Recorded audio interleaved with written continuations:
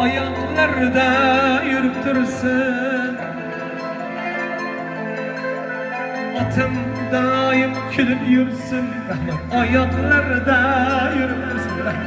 Yüz yaşlarga kirib yürüsün, ayaklarının aslında cennetler var onamma.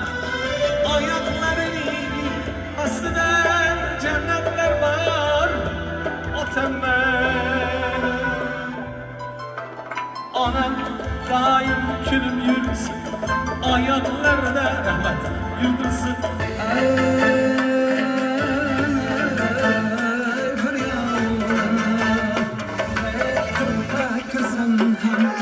Ellikdahanman sevaman desam aytingda sizlar takirsam ham ellikdahanman sevaman desam aytingda sizlar